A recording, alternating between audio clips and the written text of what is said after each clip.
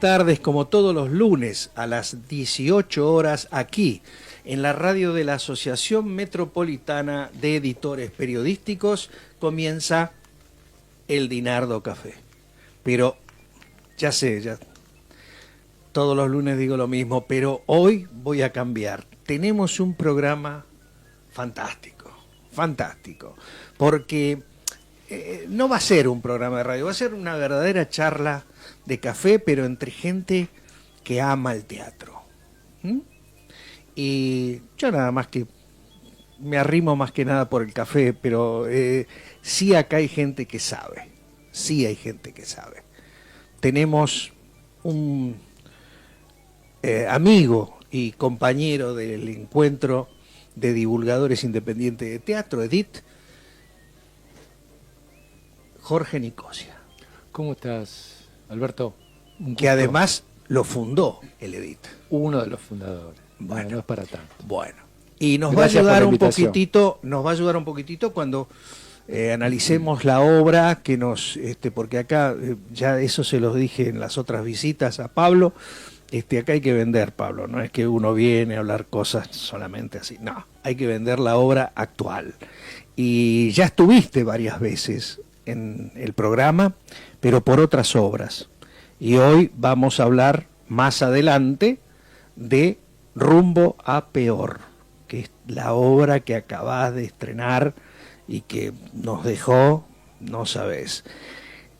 Bueno, vamos a hacer formalmente el invitado, Pablo Finamore. Hola, buenas tardes. Alberto, muchísimas gracias por la invitación. Hola Jorge, un placer compartir. Pablo, otra vez, nuevamente nos vemos ahora en los estudios de... Nos vimos el año pasado. Claro. Y yo con Pablo nos vimos en épocas anteriores también. Recuerdo que acá la avenida San Juan era de tierra, ¿te acordás? Cuando nos reuníamos. Pablo, yo digo, en la publicidad, para abreviar, tuvimos que poner el actor Pablo Finamore, pero no es el actor Pablo Finamore, es el hombre que hace traducciones y adaptaciones y incurre en la dirección y la actuación, más allá de otras tantas cosas que no vamos a citar, pero vos tenés una carrera muy, muy interesante, muy importante. Extensa, diría, para ayudarte, además de interesante. Extensa, además. Se me ocurrió ahora. Pero yo te recuerdo, ¿puede ser que te haya visto en Toc Toc? Sí. ¿Viste? ¿Cuándo fue? ¿Qué año fue en Toc Toc? 2018. 2018. Sí. Qué obra, ¿no? Sí. Vertiginosa, ¿eh? Vertiginosa. Hay que hacerla, ¿eh? Sí. Pero vos fijate los años que hace que está en cartel. Sí. Como obra... 12, 14, 13. Sí, ya hace bastante. Por lo menos 13 Elías años. Yelin. 13, 14, sí, sí. Con dirección de Elías Sí. Yelin y elenco han cambiado muchísimo Sí. los elencos. En la Asociación Argentina de Actores están todas las fotos de todos los santos. Y está la foto de Toc Toc. Ujú. Por todo el trabajo que le ha dado a tantos actores durante años. Vos sabés lo que son 13 años y no con un solo elenco, ¿no? En muchos casos momentos hubo donde había un elenco paralelo, sí. un que elenco iba de paralelo gira, por sí. el interior. Sí, sí, claro, de gira.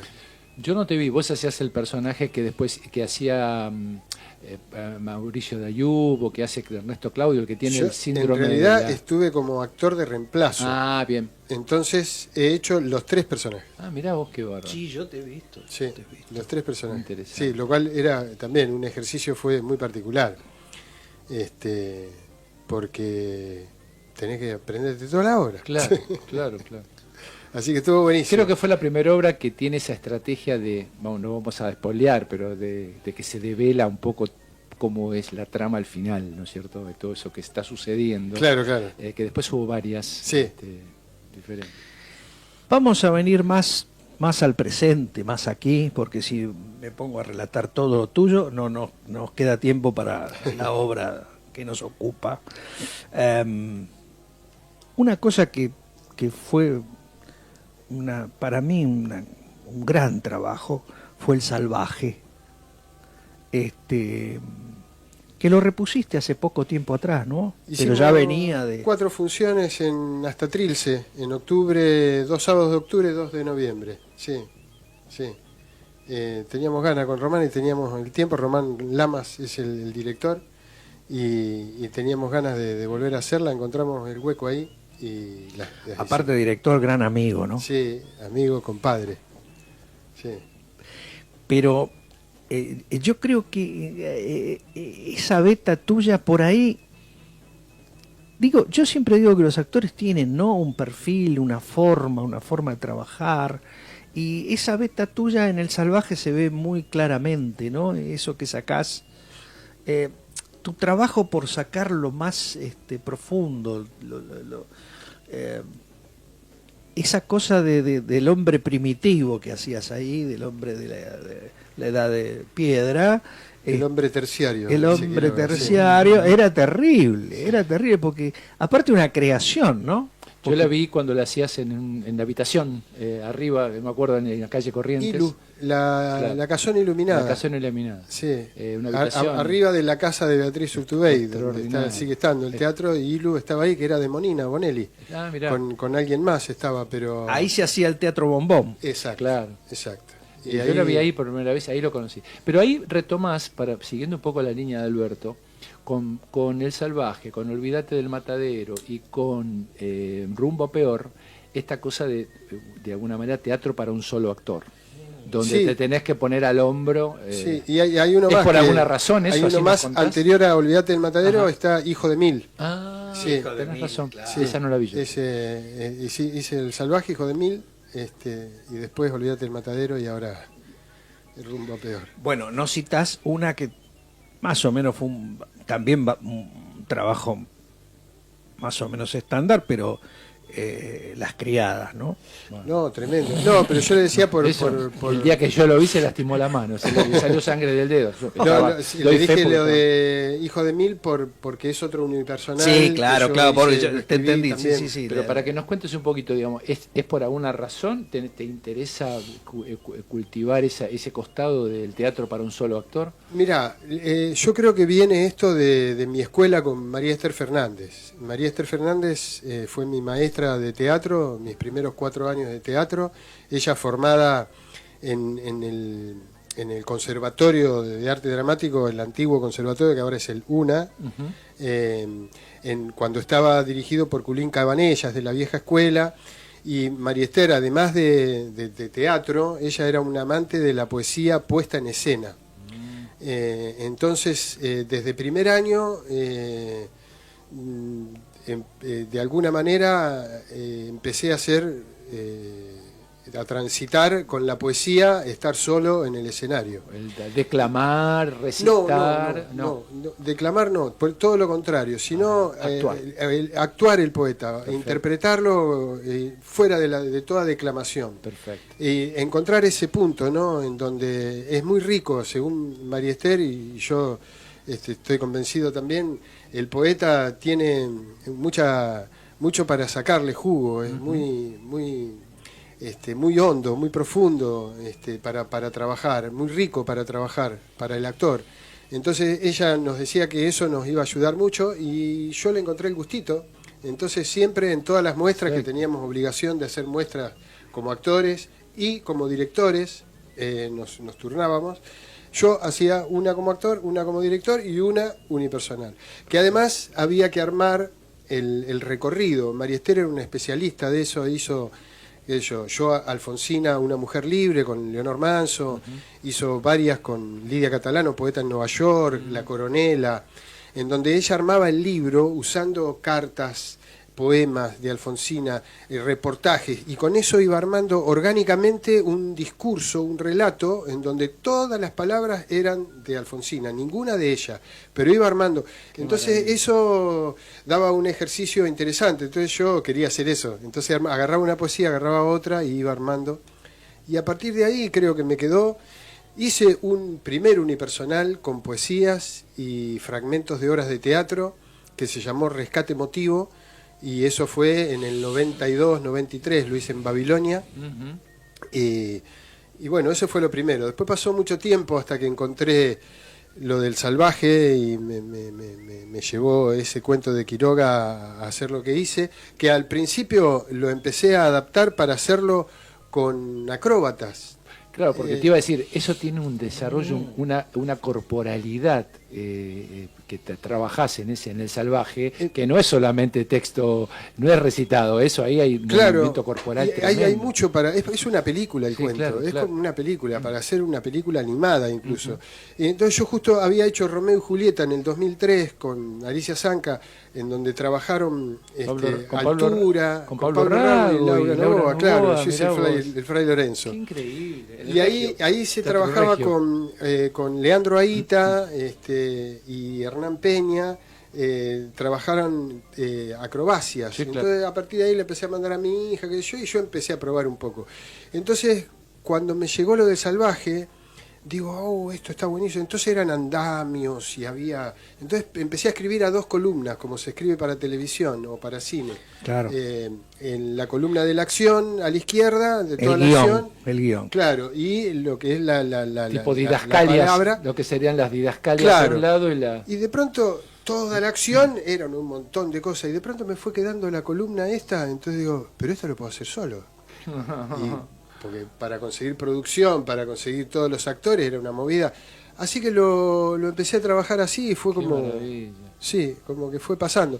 Y a partir de ahí, la verdad, creo que encontré también, no sé, algo como para poder expresarme de una manera minimalista también, porque bueno, Bien lo hago en casa, lo puedo Claro. ensayar en un lugar tranquilo, con poca gente, y bueno, y fue pasando, la verdad, fue pasando. Me gusta trabajar con más gente, abrir te hemos la visto, cabeza. te hemos visto el año No pasado. olvidate hablamos- del Matadero, estuviste fantástico también. Ahí con Claudio Martínez Claudio Vela Martínez. armamos. Sí. No, pero también te hemos visto en Pero- El Entenado el año pasado. Sí. Sí, Con siempre, un elenco, siempre hago compañeros otras cosas y- con más gente, claro, sí, claro. sí. Pero bueno, esto siempre es un costado que me da mucha satisfacción, me gusta mucho y bueno, aparecen las cosas también. Sí, claro. Es así, digamos, de pronto aparece algo y decís, che, mira esto. Y las que descarto, digamos, porque hay muchas que han quedado a mitad de camino porque, bueno, no se han llegado a concretar, porque no llego a terminar el libro, porque no me sale, pero he trabajado mucho con Abelardo Castillo, sí, ahí le tengo ganas, pero bueno, todo no todo se puede llegar a un desarrollo en donde uno, bueno, decía, esto... Sí, a veces es difícil producir también, ¿no? Que lograr concretar, que para quien no está en el medio, concretarle un espectáculo, llegar al estreno de un espectáculo implica todo un trabajo Sí. de recursos, de tiempo, ¿no? Que Sí. el espectador no tiene por qué saberlo, pero hay todo un trabajo atrás de tiempo que no es siempre fácil. No, para nada. Bueno, ahí después de la pandemia aparecieron un montón de unipersonales, o de teatro para un solo Claro, para un solo actor. Claro. También esa parte de estar refugiados es una manera de poder seguir haciendo cosas y poder contar. Pero a mí fundamentalmente es un género más. Claro. Eso. Sí, pero se separa un poquito, perdón Alberto, que ahí hablo de esto, pero a veces vemos teatro donde hay un relato y los hechos se relatan más que actuarse. El cuerpo del actor lo que pone ahí, o de la actriz, pone el cuento contado en palabras. Lo que vos hiciste en El Matadero, o lo que hiciste ahora con Rumbo a Peor, no es un relato. No. Es una interpretación desde el cuerpo de un texto, bueno, pero vamos a hablar, ultra difícil, complejísimo. ¿Te acordás que habíamos dicho después? Vamos a decir, pues, no cumplir el pacto, No. pero después vamos a ir. Listo. Seguimos. Así que bueno, es esa diferencia. Sí, ¿no? encontrarle el teatro. A mí me gusta Exacto. el conflicto, la tensión del conflicto. Eso es el alma del teatro. Y en todas estas cosas siento que lo hay. En todas estas cosas que he podido desarrollar existe eso. Entonces eso es desde el lugar, del punto de partida, para poder generar una tensión dramática. Exacto. Sí. Perfecto. Y este trabajo que ahora sí vamos a decirle a Melina, que no se dé cuenta el oyente, pero ahora vamos a hablar de la obra donde pasamos el carretel con las fotos, pero esto para que no se entere el oyente que llegó el momento. Por eso le decía a él, habíamos quedado en un momento determinado, pero de sorpresa, viste que es prácticamente una sorpresa, ¿no? Ninguno de los tres estaba preparado para esto. Lo vas a ver unas fotos del espectáculo que nos ocupa hoy, que es Rumbo a Peor. Esto arrancó casualmente un día de mi cumpleaños del 2018 y lo menciono porque la terminé estrenando 7 años después, el día de mi cumpleaños. Fue así, de casualidad. Te cantamos el cumpleaños en el teatro. Sí, así que me regalaron un libro de Alain Badiou, un sociólogo, filósofo y dramaturgo francés, y se llama Pequeño Manual de Inestética, y en el capítulo 9 analiza una obra de Beckett que desconocida para mí, Rumbo a Peor. Y la verdad que me enamoré de lo que contaba Badiou y de los pequeños fragmentos que ponía de la obra, así que me desesperé para conseguir la obra, pero fue a partir de ahí. Y enseguida digo, yo quiero, porque lo conseguí obviamente en la traducción española, y es muy difícil, ¿no?, para nosotros la traducción española, porque, bueno, estamos en otro país, tenemos otros giros idiomáticos, hablamos de otra manera, entonces necesité tener eso en castellano, en nuestro, en rioplatense, así que tenía tiempo, estaba trabajando, entonces me podía dar el tiempo para esto, y sin darme cuenta estuve 3-4 meses dedicándole 6-7, a veces más horas por día. 7 horas por día. Sí. Estaba acostumbrado a poner el culo en silla, digamos, escribiendo para televisión. De pronto estás 8 o 10 horas escribiendo para televisión. Bueno, me gusta escribir también. Y a veces uno pierde el tiempo, pierde la noción del tiempo. Sí. Y bueno, con esto la verdad que era muy, muy intrincado. Entonces, frase por frase, palabra por palabra, investigando cada cosa, investigando también, porque ahí Badiou hace un análisis de la obra, él basándose en la traducción al francés aceptada por Beckett. Beckett escribía en ambos idiomas. Sí. Y escribía en inglés, lo traducía él mismo al francés, escribía en francés, lo traducía él mismo al inglés. Esto lo escribió en inglés y dijo que era imposible traducirlo. Pero le dio a los derechos a una francesa y hizo la traducción, esta mujer que no me acuerdo el nombre. Y entonces Badiou destaca que en la traducción en el francés es conceptualmente más clara que el inglés de Beckett, que tiene una capacidad, una naturaleza rítmica y expresiva muy, muy particular. Entonces la verdad que lo del francés me sirvió un montón, cada frase, en inglés, en francés y en español. Y yo de ahí, basándome en la cuestión rítmica del inglés, porque yo quería mantener eso, entonces es una traducción del inglés. Pero la referencia del francés me servía para entender algunas cosas que de pronto se complica. Porque también inventa palabras, mezcla palabras. Entonces, bueno, la verdad que me apasioné con eso, me llevó todo ese tiempo, sin saber que lo iba a hacer. Tampoco iba a saber si lo iba a poder terminar, porque había momentos que decía, y esto no lo voy a poder terminar nunca. Pero ¿sabes bueno, qué me impresionó mucho? Pero mucho, ese tema vos estás hablando de la musicalidad de todo, la música sumada a la musicalidad del texto, a mí me parece que es un logro, porque hay una cosa ahí, si bien no hay un músico en escena, pero me pareció un trabajo extraordinario. lo trabajamos eso con Nico Diab y con Leandra Rodríguez, que son el equipo que conformamos para equipo técnico y creativo, junto a Adriana Yasky, que hace la producción ejecutiva, para lograr esto que logramos. Entonces, en principio mi propuesta hacia Nico era que esté en escena y haciendo música en vivo. Pero con el correr de los ensayos, a propuesta de Nico, me dice, che, no, yo no tengo que estar acá. Y la música sos vos con las palabras. Entonces él me ayudó a encontrar el tempo de muchas partes. tiene un oído especializado muy particular, y en todos los accesorios que van apareciendo, el micrófono, el amplificador, el grabador, los ruidos que están escondidos debajo del tapete que trabajamos. Entonces, bueno, ha habido ahí mucho trabajo de investigación con Leandra y con Nico, que son gente que nos conocemos desde hace muchos años, hemos hecho varias obras juntos, en La Carbonera, con Dora Milea, y Leandra es una conocedora de Beckett de mucho tiempo atrás, así que ellos fueron fundamentales para poder llegar a este resultado que llegamos, somos en equipo.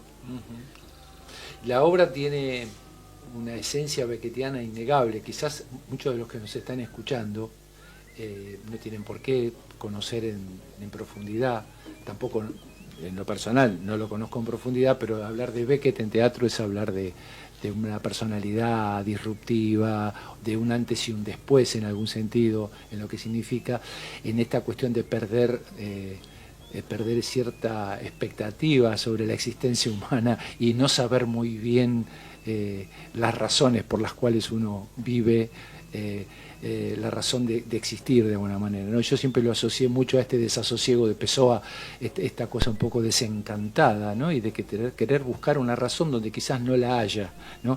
Pero eso dicho poéticamente, eso dicho artísticamente, uno podría decirlo como lo digo yo, que lo digo de forma vulgar, eso dicho de manera poética, digamos, ¿no? Claro, de la forma, y esa forma, esa combinación de forma y contenido es una sublimación de esta herida absurda, como dicen los hermanos Espósito también, ¿no?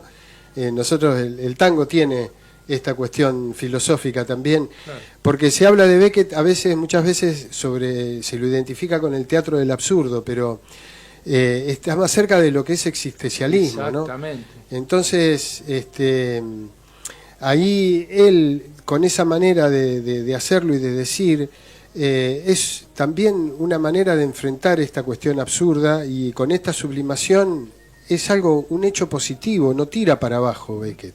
No, claro. No es algo... Desafía, claro, de alguna manera. Es abismal, porque te pone hace de pronto es laberíntico o de acertijo, porque acá también, como planta un dispositivo mínimo con la menor cantidad de palabras posibles, ahí a través de Badiou yo pude comprender que el texto habla del decir, del ser, de la existencia y del pensamiento, planta un dispositivo mínimo y a partir de ahí empieza a tratar de decirlo con la menor cantidad de palabras posible. Entonces ahí ya hay una tensión dramática. Ahora, para poder decirlo con menor cantidad de palabras, tenés que emplear más palabras. Entonces ahí también entra en esa dialéctica de para callar hay que seguir diciendo. Claro. O reiterar, ¿no? Claro. Reitera y reitera. Entonces, bueno, y toda esa intelectualidad que podemos encontrar en el texto, todo el jugo que se le puede sacar a Beckett filosófico, existencial, yo me planteé dejarlo de lado, porque hay algo que va muy a tierra también, y en donde las palabras significan lo que dicen y ya, eso es. Y a través de esta cuestión de como un fluir de la conciencia, como esa musicalidad del fluir de la conciencia, de no poder parar de pensar y de decir y de exponer esto, te va metiendo en una zona desconocida, se va haciendo a sí mismo. El hacerlo te va poniendo en escena. Es como si el que habla es un director en escena y el texto se va haciendo a sí mismo en escena. Para mí es como exorcista, porque saca algo de mí que obviamente que está trabajado, pero hay algo que sucede ahí que es lo mismo que le sucede a la gente, cada uno en lo suyo, pero es como que extrae algo en donde te lleva a una zona que yo, para resumirlo, digo que es un teatro del asombro, porque yo me asombro cada vez que lo hago, me asombro cada vez que lo leo, cada vez que lo pienso, y deseo que al público le pase lo mismo, porque además me parece que es un sentimiento maravilloso poder asombrarse. Y la producción de sentido va a estar del lado de cada quien, y cada cual podrá extraer de todo ese texto y de toda esa poética lo que pueda o lo que quiera. Yo creo que sí. O sea, si va un académico, alguien que está con manchado con el tema, que sabe, que conoce la obra de Beckett, obviamente que va a encontrar un montón de cosas, porque además es un texto último, testamentario, donde expone en este texto todo su sistema de pensamiento. Hace referencia a lo que viene hablando desde hace 50 años. Pero no hace falta saber eso. O sea, entonces es como, para mí también me pasa, porque a veces se complica la cuestión de gusto, digamos. Si uno se relaja y deja que pasen las cosas, pasan un montón de cosas. Yo he encontrado algo para explicarlo también, que es la anécdota de las lavanderas de Van Gogh. Van Gogh solía pintar a la vera del río también, y las lavanderas que estaban ahí podían apreciar y disfrutar de su obra cuando todo el establishment de la pintura de la época no lo entendía, no vendió un cuadro en vida Van Gogh, y sin embargo unas lavanderas que estaban a la vera del río entendían sus cuadros. Claro. Para mí Beckett es eso también, y yo lo tomo desde ahí porque me gusta estudiar, me gusta informarme, me gusta tener un caudal adentro, pero no soy un intelectual, soy más de la acción, del cuerpo. Entonces también quería llevarlo para ese lado. Nico, le contamos a los oyentes que recién cuando se puso a explicar cómo te llevaba el texto y cómo te llevaba la mente, sin decir nada del texto, pero le decimos al oyente que más o menos es por ahí donde trabaja él, ¿eh? Sí. ¿Viste? ¿Lo escuchaste? Como que te llevaba exactamente a la punta. Hay una parte, yo me la copié, Sí. muy cortita. Sí. Dice, todo viejo, jamás otra cosa, pero nunca tan fracasado, peor fracasado, teniendo cuidado, nunca peor fracasado. Sí, fantástico. Y así, y todo así, breves, austeros. Sí. ¿No? Eso es Beckett, ¿no? Sí. Y de todo eso se puede seguir. Un lugar donde ninguno. Hubo un tiempo donde intentar ver, intentar decir, cuán exiguo. Y, bueno, el último, para no extender, cuando él empieza esperando a Godot, la primera frase, yo cuando leí eso, me quedé, y lo puse en la reseña, no sé si la tuviste por tenerla, dice, lo primero que dice es, no hay nada que hacer. Es lo único que dice, eso va a marcar, de alguna manera, todo lo que va a venir después. Como que no hay nada, o sea, atrás vos dirás si hay o no hay, vos podrás imaginar o sugerir o pensar si hay o no hay, pero la circularidad del mundo, estos procesos que se repiten, ¿no? Está todo en esa frase. Sí, ¿no? bueno, viste, se meten estas cosas de ida y vuelta, de una cosa y la otra, al mismo tiempo. Por ejemplo, ni bien empieza la obra, aún de ninguna manera, claro. Aún de ninguna manera. Claro. Es como la negación y la prescripción de seguir, ¿no? De todavía. En un momento dice todo viejo. Cuando dice, ¿no? Sí, claro. Todo viejo. Si vos te lo vas a pensar, hoy vos mirás para atrás y es todo viejo, en algún sentido literal. Y acá para él también, como que son todas cosas que él ya viene hablando él mismo de estas cosas, de esto. Sí. Bueno, Pablo, basta con el texto porque si no, no va a ir nadie al teatro. Claro, tienen que ir al teatro. Súper recomendamos. No, pero muy bien. ¿Y sabes qué? Llamó mucho la atención. El asesino era el mayordomo. Esa distribución. Yo la verdad que salí del teatro sin saber quién era el asesino. Se comentó mucho ese tema de la distribución en escena, eso que lo deben haber trabajado un montón, ese espacio escénico con las verticales y las diagonales. Eso es otra referencia a otra obra de Beckett. Hay una obra de Beckett que la podés ver en YouTube, está dirigida por él también, hay varias versiones, que se llama Quad, que está en las obras completas de Beckett, está la obra. Es una obra sin palabras, son como cuatro monjecitos que transitan ese cuadrado. Nosotros pusimos un cuadrado con unas líneas que las líneas no están marcadas así como las marcamos nosotros, sino que están como si fuese un surco, ¿viste? Sí, pero con el cuadradito en el medio. Entonces, está como escribe Beckett, está detallado paso por paso, cuando entra uno, cuántos pasos da de un lado hasta otro, pero hacen un recorrido siempre el mismo, esquivando el medio en ese cuadrado, y van entrando un personaje, después otro, que no se choca nunca con y entran cuatro. En un momento están los cuatro haciendo el mismo recorrido sin chocarse nunca. Y nosotros con el trabajo fue surgiendo esto, y nos pareció ahí pertinente donde lo pusimos. Pero eso también ayudó a la distribución del espacio, también Lea ayudó para sacarme a mí de un lugar en donde cuando yo le fui a hacer la propuesta estaba encerrado en un círculo de vidrio y quería hacer toda la obra ahí, y Lea me dijo, no, ni en pedo te ilumino eso. ¿Para qué? Me dice, si podés hacerlo con la luz y después podemos ir a otro lugar y pin y pan. Sí, tenés razón.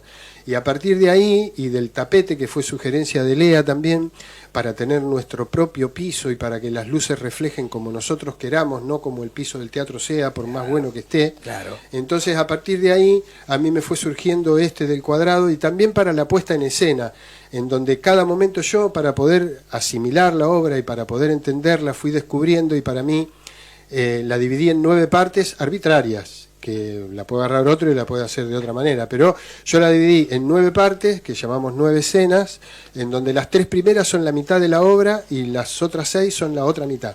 Pero entonces, en cada escena yo me paro en un lugar distinto de ese cuadrado. Entonces eso ayuda a la comprensión a dónde estoy, y también a la dinámica de la escena, de poner esto en escena. Entonces, y también la dividí en párrafos, que los tiene, pero también de manera arbitraria yo lo dividí en 81 párrafos. Todo eso me fue ayudando para yo saber en cada momento dónde estoy parado y qué es lo que estoy diciendo, porque es muy difícil, como va, viene, dice, planta y se desdice y vuelve para atrás y después sigue. Entonces era muy complicado esa cuestión de no confundirse, ¿no? Vos sabés que hay gente, hay amigos, nosotros fuimos en patota, hay amigos que no cenaron esa noche pensando en cómo hacías vos para acordarte de semejante texto, ¿viste? Y yo te voy a pedir, vos dirás esto, no, qué sé yo, pero yo te voy a pedir algo muy especial. A ver. Aparte no se ha hecho nunca en radio. Okay.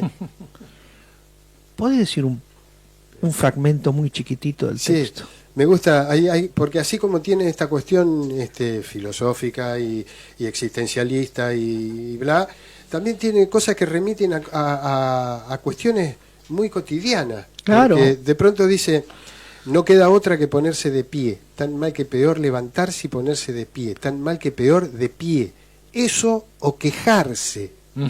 La extensa queja por venir, no, ninguna queja, simplemente dolor, simplemente ponerse de pie. Hubo un tiempo donde intentar ver, intentar decir, en principio cómo yacía, entonces tan mal que peor se arrodillaba, entonces a partir de ahí, poco a poco, hasta por fin levantarse y ponerse de pie. Ahora no, ahora fracasar mejor peor. ¡Qué maravilla! ¡Qué maravilla! Extraordinario. ¿Te gustó, Melina? Una hermosura, ¿viste? Bueno, no sabes lo que es la obra. Así que no, gracias. Por favor. Gracias por esto. Esto después se paga aparte. Es una cosa. La vigencia de Beckett, ¿no? Bueno. Pese a pasan los años, para quien no sé, Premio Nobel de Literatura, claro, un referente del teatro de ruptura, vanguardista, del mediados del siglo pasado, y sin embargo uno lee Beckett o ve Beckett hoy y sigue, qué sé yo, final de partida, sigue bien, es una obra contemporánea, más allá después de que quien la pone la haga hablar en el presente o no, porque claro, a veces se hace teatro viejo. Te habrá pasado ver obras que fueron escritas en 1910 y la vas a ver y parece que está hecha como en 1910. Esto hay que hacerlo hablar en la contemporaneidad, pero la esencia de lo que se dice, de lo que se está formando ahí, sigue teniendo una vigencia son increíble. Autores que han marcado la humanidad, digamos, son referentes.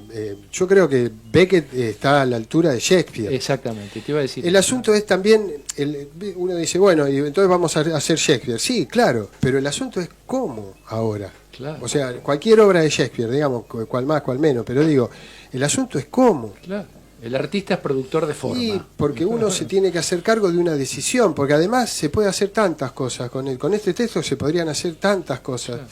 Y bueno, hubo algo ahí en donde nos planteamos también con Leandra, con Nico y con Adriana, que hay también unas cuestiones en donde también nos encerramos a una forma, en donde, viste, como que, bueno, por escuela, por historia, en donde hay una parte que es cierto, en donde decís, no, bueno, pero Beckett es así, y los personajes son viejos, y está con un sobre todo, que incluso acá cuando describe las sombras que describe, las dos están con sobre todo. Y yo digo, no, ni me dejo el pelo largo, ni me dejo la barba, ni quiero una imagen de viejo, ni quiero sobre todo, quiero encontrar una síntesis que tenga que ver con esa marginalidad, con esa cuestión de gente que está en la calle, ponele, ¿no? Pero moderno. Claro. Y entonces empezó a surgir esto que surgió de los ensayos, porque yo lo ensayaba así, con un buzo que suelo usar yo. Entonces el tipo parece más como un rapero, ¿viste? Como una cosa marginal, pero que tiene otro tono, no el sobre todo y el viejo. Entonces esa combinación, después el tema de las rayas en el vestuario empezaron a surgir a partir de las rayas en el piso, que es un homenaje a la obra Quad. Entonces bueno, se fue conformando el negro y blanco ese, el blanco y negro y visualmente una cuestión que para nosotros tiene una combinación de algo moderno, pero que hace referencia a una cuestión beckettiana, claro. Si se quiere, ¿no? De clima beckettiano, claro, digamos, claro, ¿no? pero le encontramos un punto interesante que estamos contentos, y después desde dónde pararse para decirlo también. Entonces encontrar ahí esa energía, El texto se prestaría, si no está hecho como lo estás haciendo, como lo han hecho, a que pueda ser un plomazo y puede ser incomprensible y que pueda ser hasta te diría aburrido. Lo que le da la teatralidad es sacarlo de ese lugar, bueno, y hacerlo dinámico, hacerlo... Y a tierra, ¿viste? Claro. Ahí yo he visto cosas que están grabadas en YouTube y muchas veces se ponen así como tipo Carl Sagan, ¿viste? Como si fueses al planetario. Claro. Y entonces es como una declamación, claro, y a los tres párrafos te querés pegar un tiro. Claro, sí. Digo, con todo cariño, con todo respeto, pero... Sí. Sí, claro. Una cosa es leerlo, pero yo digo, viste, esto hay que ir a tierra, o sea, claro. el tipo lo está poniendo él en escena, es este tipo, esta cabeza, porque también dice, ¿quién habla? No importa quién habla. Claro. Dice Beckett, no importa quién habla. Claro. Y acá en el texto hay un momento donde dice, sin palabras para él, cuyas palabras, él, uno, sin palabras para uno, cuyas palabras, uno, eso. Sin palabras para eso, cuyas palabras. Es fantástico, porque ¿qué es lo que habla? Eso, bueno, en definitiva, ¿qué es lo que habla? Y la cabeza. Claro. La cabeza en esa cabeza. El dispositivo mínimo es...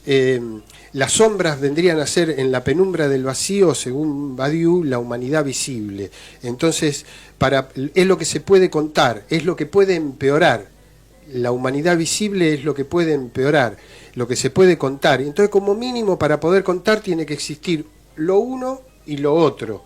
En este caso es la vieja mujer y el hombre viejo y el niño, que es lo uno y lo otro. Y después, quien da cuenta de lo uno y lo otro, y quien da cuenta de lo uno y lo otro es la cabeza, que es el pensamiento.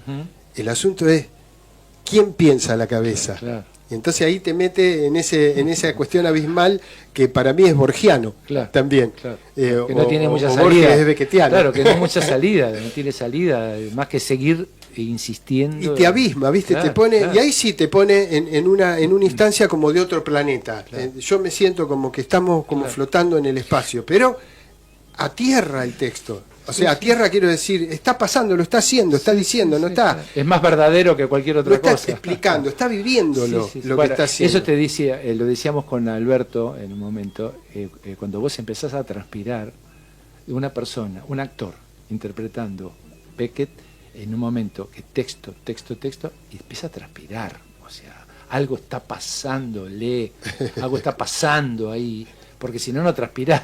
Si yo me pongo a decir un texto, no transpiro. En cambio, cuando interpreto un texto, cuando lo pongo, hago carne, digamos, entonces empieza a salirle el agua. Vos sabés que yo hice una relación entre ese set de fotos que hicieron ustedes para la promoción del espectáculo, y que era las manos en la cabeza y la cabeza sola. Está relacionado con lo que vos estás diciendo, ¿no? Me hizo acordar mucho incluso al procedimiento que seguía en algunos cuentos Cortázar sobre cómo estaban encadenados los pensamientos, ¿no? Permanentemente. Y claro, la cabeza es como una cosa de autonomía del cerebro, ¿no? La cabeza. Y esto en lo que vos haces te lleva a eso, te lleva como... Las frases son fantásticas. ¿Sabes que había gente que se reía digamos, y se asombraba y demás? Como decís vos, no era gente que es doctores universitarios de la carrera de Luna, porque hay frases y hay cosas que vos las entendés sin gran preparación. Sí, yo los rescato como un valor también de la obra, que es construir un espectador atento, un espectador inquieto. Claro. O sea, para poder salir del teatro como salimos nosotros, sin hacer autobombo ni nada, tenés que tener una inquietud de querer ver a un Beckett, de querer ver a un actor como él, o un actor que hace eso, y salís modificado en ese sentido. No es una obra pasatista, no es una obra que la cual vas a salir indemne, digamos. Claro, o sea, claro. por algún lado te va a agarrar del cuello, que es lo que eso es. te va a agarrar del cuello y te va a decir, hasta Digo, para es decir, Beckett, mirá, claro, tiene, Beckett. sí. Pero tiene mucho humor él. Sí, ahí sí. En el texto, por momentos lo dice. Sí. Cualquier otro lo haría peor. Vos lo escuchás a la gente. Buenísimo. Cuando vos actuás, la escuchás a la gente. Sí. Y ya desde el texto, desde el título, él planta el humor, la parodia, Claro. el sarcasmo, porque es una parodia al título de una novela de 1855, pero también de una obra de teatro del Isabelina, del 1600, que ambas se llaman Westward Ho. Claro. Como la expresión. Explica ¿no? eso que está hermoso. Sí, Dale. West es Sí. oeste y Ward es barrio. Entonces, Westward es como ir hacia el barrio del oeste, oeste barrio, es como vamos al barrio del oeste. No tiene el inglés, se evita esa otra palabra que nosotros tenemos para decir vamos hacia. Claro. Bueno, por eso la traducción de Rumbo a Peor es la traducción española también. Rumbo a Peor yo se la dejé porque era la posibilidad de que la gente conozca de qué obra se trata, si no era imposible. Pero además es muy acertada el Rumbo a Peor, porque es hacia tal lugar. Entonces, las diligencias o los barcos se dirigían hacia ese lugar e informaban a voz en cuello para decir, vamos hacia el oeste, Westward Ho, Westward Ho. Y Beckett le pone Wordsward Ho, que es el peor barrio. Vamos Es hacia lo hacia peor, el peor hacia lo barrio, peor. rumbo a peor. Pero con esa cadencia, por eso a mí cuando arranca el espectáculo yo lo digo estoy escondido por ahí en la oscuridad y cuando va entrando la gente yo voy diciendo Wordsward Ho, Wordsward Sí, Ho. Es está buenísimo. como si prepárense que nos vamos para allá. Claro. ¿En algún sentido crees que vamos hacia peor? Bueno, ¿Cómo yo estás viendo creo que cómo también estás viendo un poco como dice José Pablo Feynman decía, este cascote que gira en el universo? ¿Cómo estás viendo el cascote que gira en el Bueno, universo? todo es el yin y el yang, ¿no? La vida es eso. Entonces la humanidad y la vida es maravillosa y es para vivirla. Y yo creo que autores como Beckett también me hacen gozar de la vida. Entonces es un canto a la vida, a la creación, un canto a la creación. Entonces la vida es maravillosa y hay un montón de cosas que a uno lo llenan de satisfacción y de ganas de seguir viviendo. Y después, bueno, el Homo sapiens es asesino por naturaleza, parece. Ya este hombre Harari que tiene este libro que habla de la enseña humanidad en Israel, Sí. que tiene los 4 libros, Homo sapiens. todo eso. Sí. Y bueno, ya desde ahí él hace un estudio antropológico en donde aparecía el Homo sapiens, no quedaba nada. Sí. Donde el Homo, y bueno, y así estamos, qué sé yo, la verdad que es muy preocupante porque de pronto estamos en manos de tipos que dudamos de su equilibrio mental y pueden armar una tercera guerra mundial. Entonces, sí, es complicado y estamos... Bueno, Beckett pone en cuestión la idea de progreso de alguna manera, ¿no? La idea de avance hacia lo bueno, sino que es una permanente incerteza y dejar de lado la responsabilidad de lo que hacemos, como diría Sartre, uno es lo que hace con lo que hicieron con uno.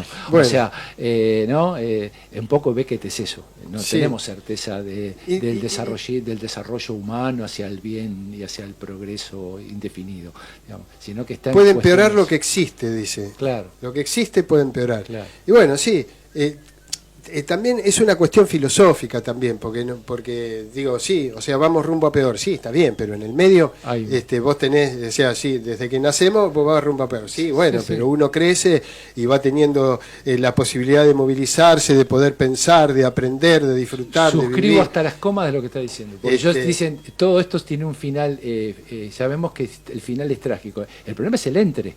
Claro. Entre el inicio y el final, ¿qué haces con el entre? Y eso es lo que no le importa a Beckett. Claro. Eso lo deja de lado. Eso lo deja de lado. O sea, en la humanidad visible que vemos en esta obra, que es una síntesis del sistema de pensamiento de Beckett, está la vieja mujer, que es una mujer, pero vieja, una mujer, y un hombre, pero el hombre está dividido en dos, en el niño y el viejo. El adulto no aparece.